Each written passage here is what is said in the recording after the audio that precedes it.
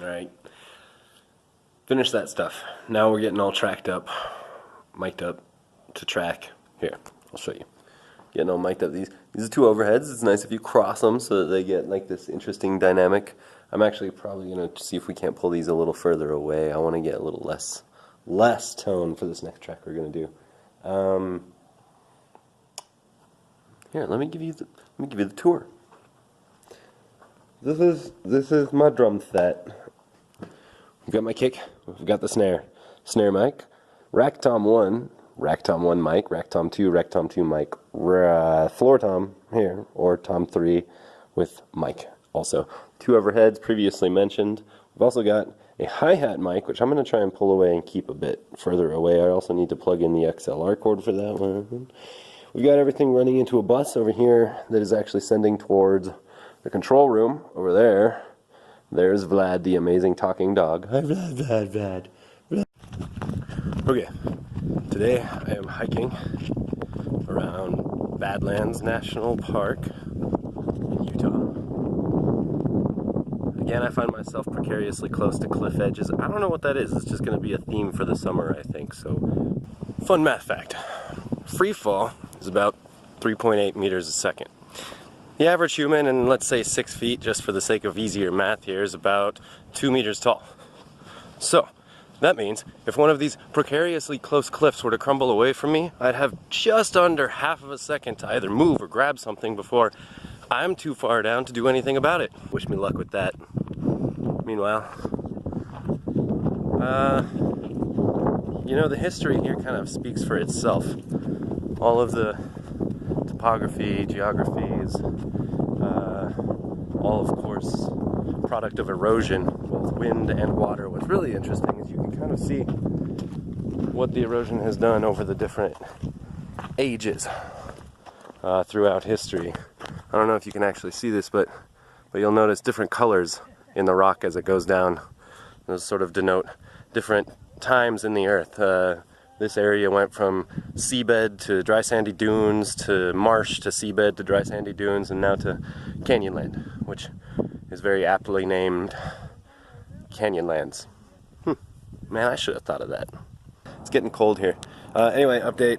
I'm about to shoot another scene for Double Barrel, which is fun. I've been spending the last week or so working on the bumper of the car. That's almost done. Tonight we've got a show up in Santa Fe at Tumble Root with North by North and 1010 Division, some other really great bands. That should be really, really fun. So as soon as we're done shooting here, I'm going to go put another layer of paint on the bumper and then pack my bags for the beach, quote unquote. I'm not going to tell you which one, I'll leave that a mystery. And then go play the show, and then come back, get a couple hours of sleep, and then leave the next morning. So that's the update right now. Cheers. So I'm currently in the process of making one of my favorite dishes, shrimp and scallop ramaki. Yes, and it's got a little added flair here of the peppers. So the cool thing about this is one of my favorite dishes, but I got this stuff all caught fresh locally right out there.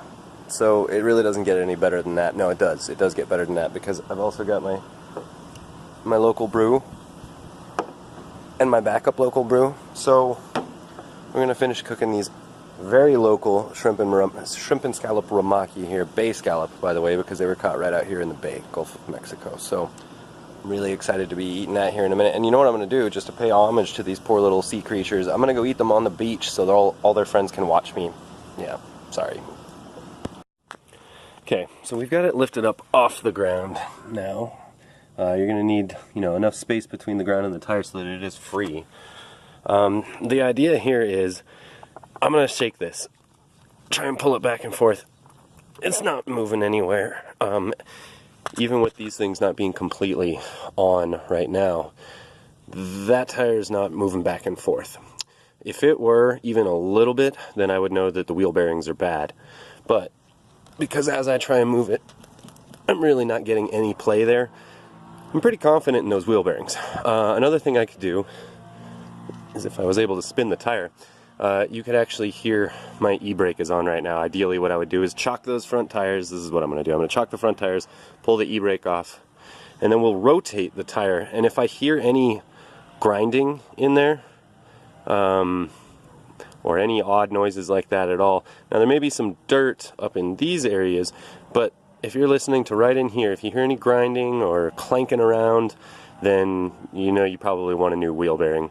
But by that point you really should be able to physically see it moving around a bit anyhow. So I'm pretty confident that this wheel bearing is good. So I'm going to continue this process.